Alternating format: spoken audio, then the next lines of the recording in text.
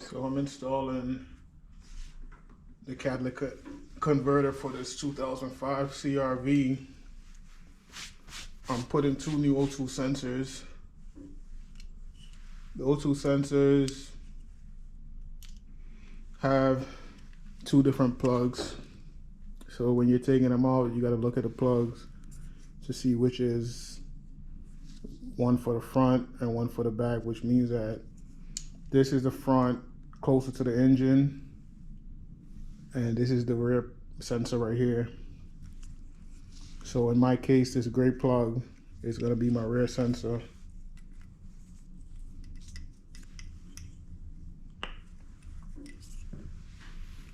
The O2 sensor already have anti-seize on there.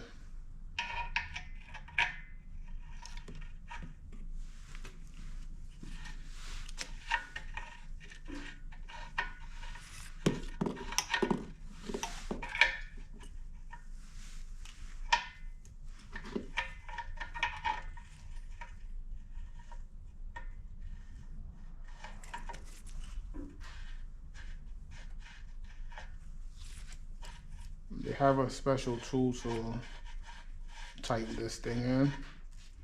I have it somewhere here in the garage that I'm going to use to give it a final tight, or you could use a regular wrench.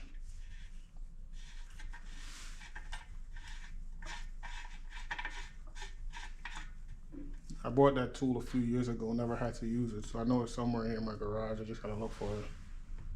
But pretty much that's it. And I also have this resonator pipe here that I'm gonna be installing because, like I said in the other part of the video, someone installed an aftermarket catalytic converter before and they cut the pipe and they welded it. So pretty much I don't have a welder, so what I'm gonna do is, I got this on Rock Auto for probably like $60 or less, and I bought this. It's a Walker resonator pipe, and this is also a Walker brand catalytic converter. I used one before on my 1999 GMC Yukon, and I pretty much never had a problem with it. It's aftermarket, is way cheaper than buying original. And so I found a tool. Pretty much this is what the tool look like that you use to take the oxygen sensor off the catalytic converter, and you also use it to reinstall it. You can find it at your local auto parts store. It's an oxygen sensor tool. I'm not sure where I bought it. I bought it a few years ago. This is what it looks like. You'd use pretty much a breaker bar, or use a socket to wrench to put it on or take it off. So the way this tool works is that pretty much you put it on like this, put the wire through,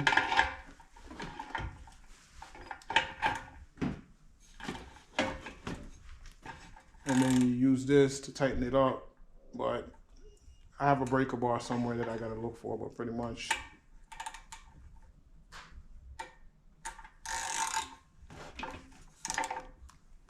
this is how it works. I'm not sure exactly what the torque is for this, but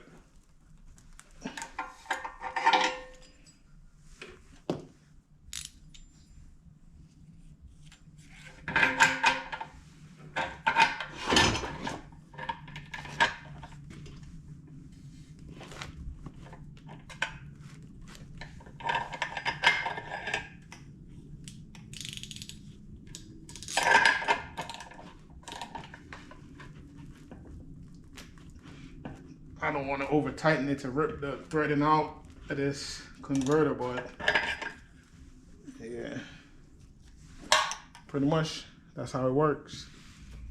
So when we tune back in, I'm gonna cut the old resonator pipe out, put the resonator pipe back up.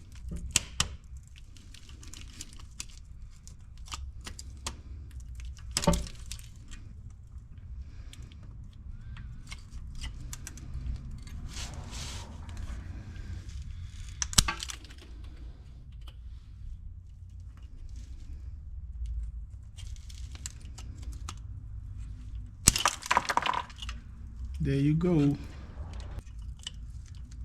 I still have a good sensor. There's nothing wrong with that sensor, even though I'm replacing it. But this thing is rusted out basically, so that's what happened. That was the reason why. So I can put this bracket back up now.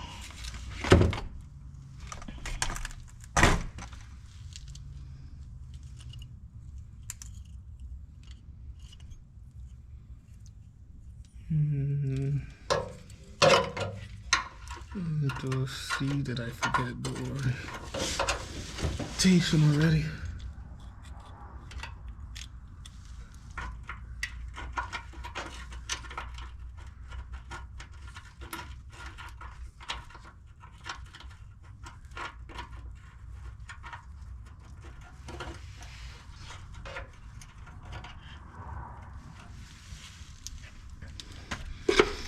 You don't need this big old impact to do it, but that's all I have underneath the car right now, so that's what I'm going to use. I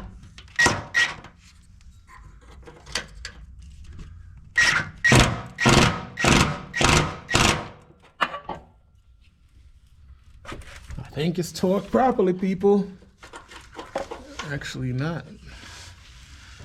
I think a piece of that screw did break off in there because it's a lot of resistance going up.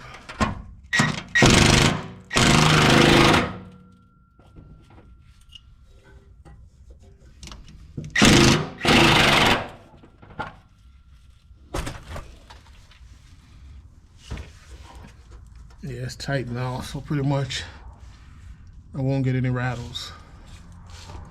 So the front part is already loose. I think maybe I should just get my Sawzall right now and just cut this off and take it off, and then in the next video we get to putting it back up.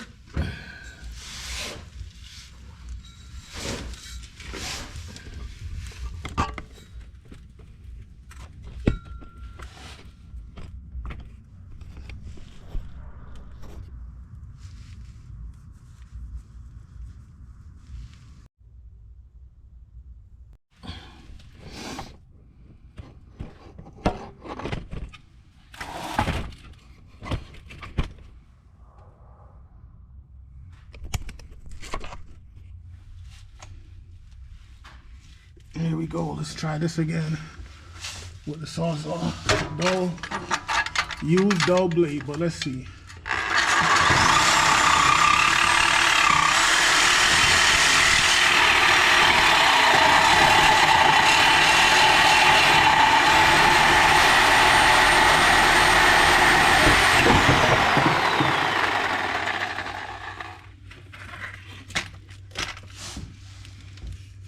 And that's it.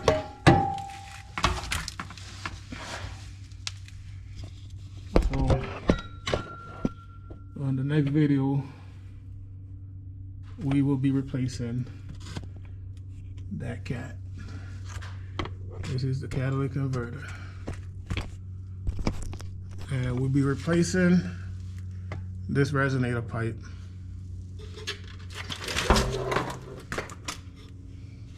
With a new one.